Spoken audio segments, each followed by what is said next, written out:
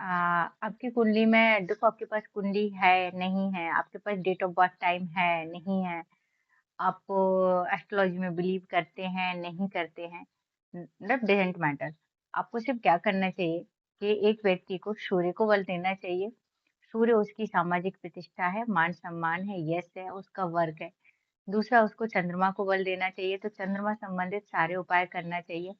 2 उपाय भी अगर ये व्यक्ति जीवन भर कर, तीसरा आपको पराक्रम जीवन में चाहिए ही चाहिए है।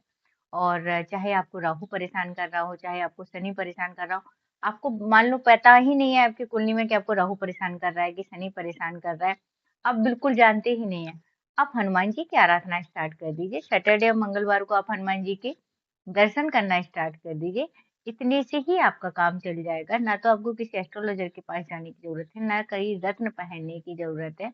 आपके पास कुंडली में कोई भी योग नहीं है, आपको लग रहा है कि आपके भाग्य का साथ नहीं मिल रहा है, आप सिर्फ सूर्य की आराधना स्टार्ट कर दीजिए। आप किसी मंदिर की जाके, सप्ताह में किसी एक दिन मंदिर की जाके साफ सफाई स्टार्ट कर दीजिए, आपका गुरु अच्छे फल देने लगेगा। इतने झंझट में किसी ने पड़ना ही नहीं है ना। जो काम आसानी से हो सकता है उसको इतना मुश्किल क्यों करना है? क्योंकि आप एस्ट्रोलॉजर के पास भी जाएंगे तो वो इन्हीं ग्रह को सही कराएंगे ना, किसी ना, वो उनके मेथड अलग होंगे। तो बेटर है कि आप ये सिर्फ हनुमान जी, शंकर जी और सूर्य भगवान की आप आराधना शुरू करिए।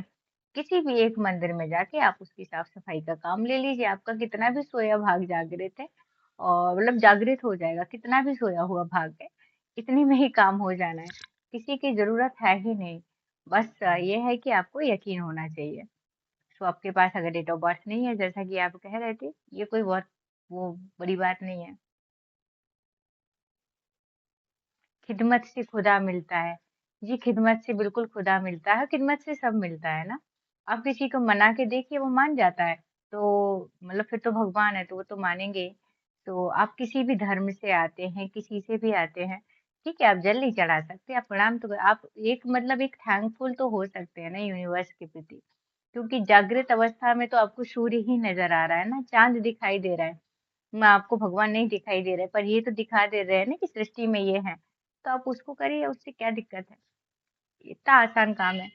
लोग ना फालतू में झंझटों में पड़े रहते हैं, ज्योतिषियों के इसके चक्कर उसके चक्कर लगाना इतना मुश्किल भी नहीं है जितना मान के चलते हैं ना। बस इतना सा एक रूटीन व्यक्ति का रहे, आप जिस भी धर्म के हैं, किसी भी चीज से आते हैं, आपको ये करना चाहिए, हो गया आपका।